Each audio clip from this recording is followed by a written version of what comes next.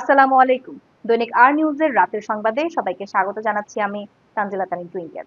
সারা দেশে আজ থেকে চিরুনি অভিযানের ঘোষণা দিয়েছেন স্বরাষ্ট্র উপদেষ্টা মোহাম্মদ জাহাঙ্গীর আলম চৌধুরী। রোববার আইন শৃঙ্খলা সংক্রান্ত উপদেষ্টা পরিষদ কমিটির 11তম সভা শেষে এমনটা জানান তিনি।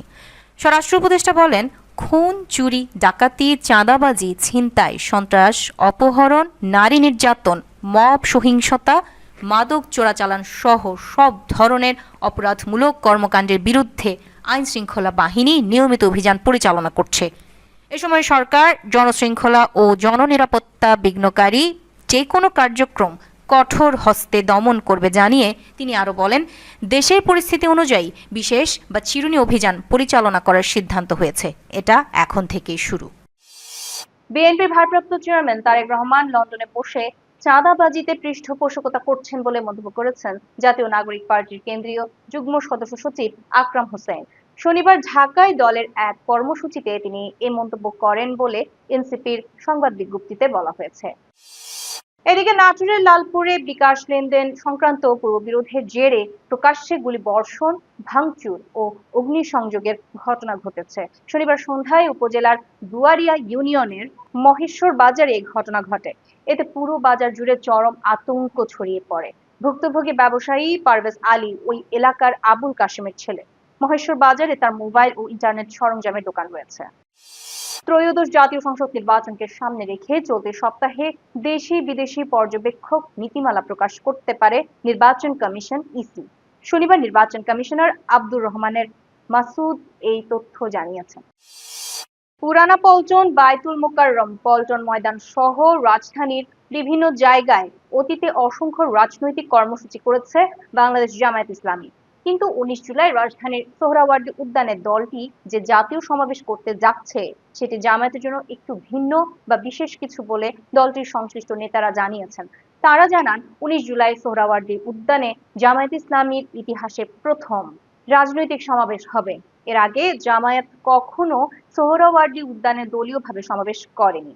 ত্রয়োদশ জাতীয় সংসদ নির্বাচনকে সামনে রেখে রাজনৈতিক দলগুলোর মধ্যে বিভিন্ন বিষয়ে যখন তীব্র মতবিরোধ ও বিতর্ক চলছে, সে সময়ে জামায়াত এই সমাবেশ করতে যাচ্ছে।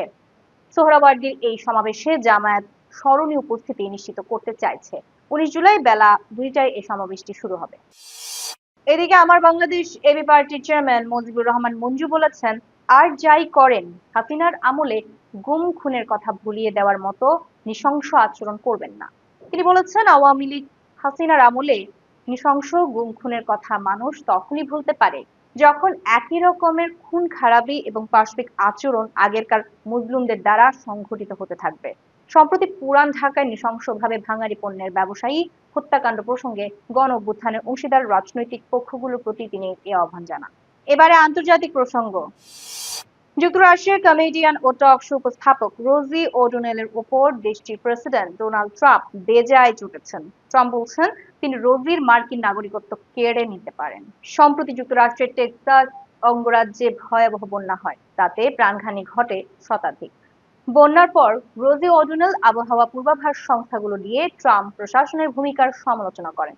এরই পরিপ্রেক্ষিতে রোজির বিরুদ্ধে তোপ দাগেন খোদ প্রেসিডেন্ট ট্রাম্প। নিজের সামাজিক যোগাযোগ মাধ্যম ট্রুথ সোশ্যালে ট্রাম্প লেখেন, রোজি ওডোনেল আমাদের মহান দেশের স্বার্থের উপযোগী নন। এই বিবেচনায় তার নাগরিকত্ব বাতিলের বিষয়টি আমি গুরুত্ব দিয়ে ভাবছি। এবারে খেলার খবর। দুবাই ক্যাপিটালসের হয়ে গ্লোবাল সুপার লিগে অভিষেক ম্যাচে আলো ছড়ান সাকিব আল হাসান।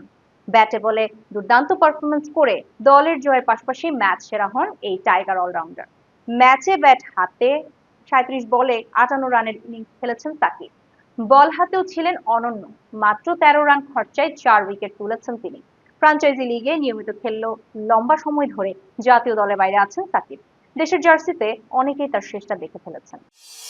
দর্শক, এতক্ষণ সাথে থাকার জন্য ধন্যবাদ। পরবর্তী সংবাদ দেখার আমন্ত্রণ জানিয়ে শেষ করছি। ধন্যবাদ সবাইকে।